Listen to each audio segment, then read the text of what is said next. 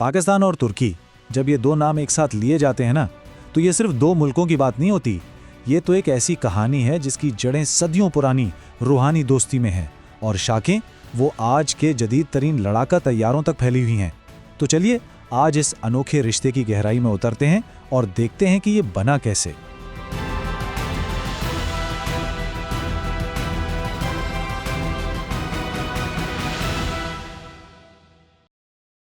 तो सबसे बड़ा सवाल यही है ना कि आखिर 500 साल पुरानी एक रूहानी दोस्ती 5th जनरेशन की लड़ाका तैयारों की मुश्तरका तैयारी तक कैसे पहुंच गई।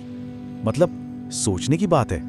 और इसी सवाल का जवाब असल में इस ताल्लुक की गहराई और उसकी असल अहमियत को हमारे सामने लाता है। देखें, इस जदीद इत्तेहाद को समझने के लिए ना हमें आज से बहुत पीछे जाना पड़ेगा, सदियों पीछे, क्योंकि इसकी बुनियादें आज नहीं रखी गईं। ये एक ऐसा बंधन है जो सरहदों से कहीं आगे एक गहरी रूहानी कुर्बत पर कायम है।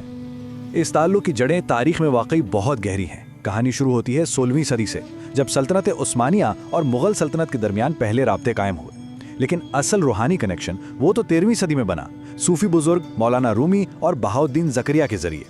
फिर यही जज्बा 20वीं सदी में एक नई शक्ल में सामने आया, जब ब्रितानवी हिंदुस्तान के मुसलमानों ने तुर्की की जंग आज़ादी में दिल खोलकर मदद की। और फिर इसी तारीखी रिश्ते की बुनियाद पर जब 1947 में पाकिस्तान बना, तो तुर्की ने फौरन उसे तस्लीम कर लिया। अच्छा, इस रूहानी ताल्लुक की एक बहुत ही खूबसूरत मिसाल हमें 2008 में मिलती है। इस साल तुर्की के शहर कोनिया और पाकिस्तान के मुल्तान को सिस्टर सिटीज या जुड़वां शहर करार दिया गया। और ये क्यों किया गया?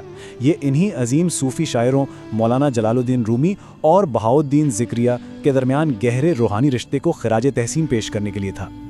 और इस रूहानी असर की गहराई का अंदाज़ा पाकिस्तान के कौमी शायर अल्लामा मोहम्मद इकबाल के इस एक जुमले से लगाया जा सकता है। वो रूमी के बारे में कहते हैं, मैं मुरीद हिंदी हूँ और वो मेरे मुर्शिद हैं।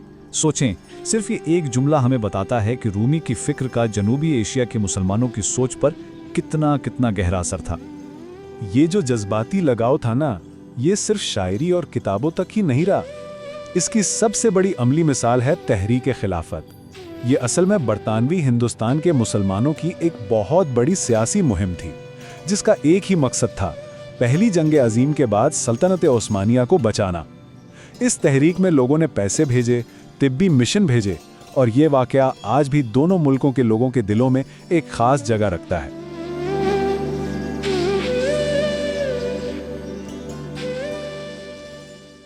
तो ये तो हो गई तारीखी और जज्बाती बुनियाद।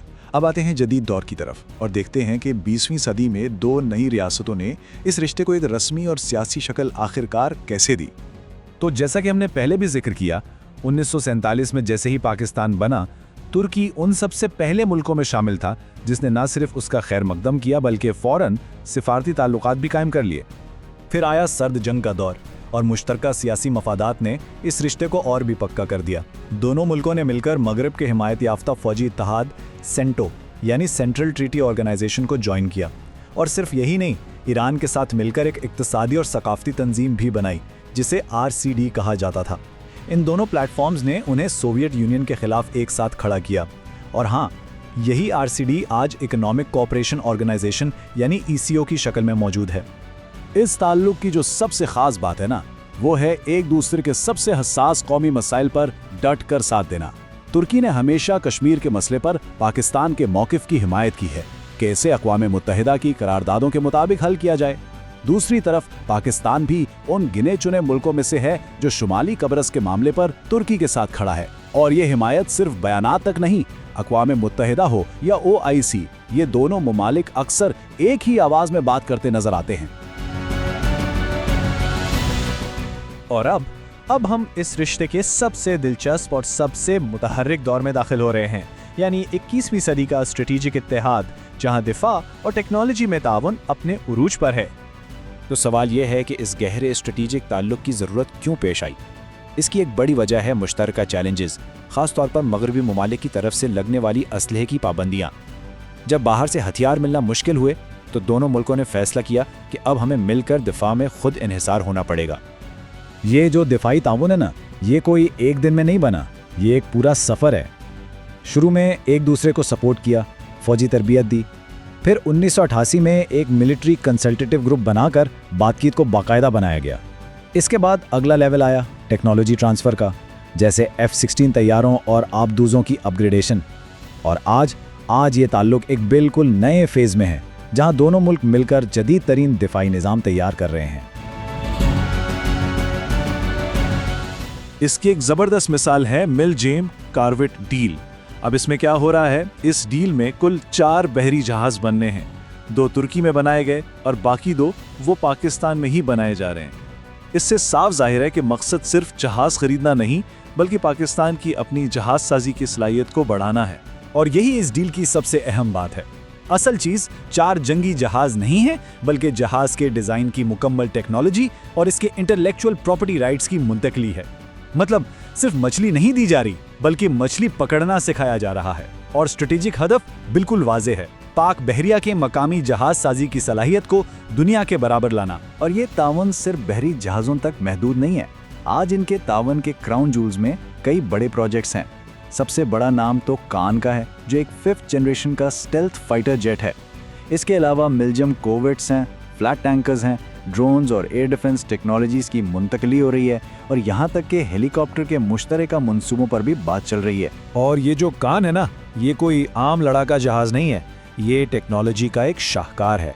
इसमें जदीद तरीन स्टेल्थ टेक्नोलॉजी है, यानी ये दुश्मन के रडार पर नज़र नहीं आता। और इसका जो दिमाग है वो आर्टिफिशियल इंटेलिजेंस पर चलने वाला एवियोनिक सिस्टम है। और प्लान ये है कि 2028 तक इसकी सीरियल प्रोडक्शन यानी बड़े पैमाने पर तैयारी शुरू कर दी जाए। तो ये सब कुछ देखने के बाद, ये सारी डेवलपमेंट्स देखने के बाद एक ही सवाल ज़हन में आता है कि आगे क्या होगा, मुस्तकबिल में क्या रखा है। तो फिर आखिरी और सबसे अहम सवाल यही बनता है कि जैसे जैसे ये शराकतदारी और गहरी होती जाएगी, ये अपने अपने खित्तों के स्ट्रेटेजिक नक्शे को कैसे बदल कर रख देगी। जनूबी एशिया और मशरक़ वस्ता में इसके क्या असरात होंगे, ये एक ऐसा सवाल है जिसका जवाब आने वाले सालों में इस पूरे खित्ते की सियासत की सिमत का तयन करेगा।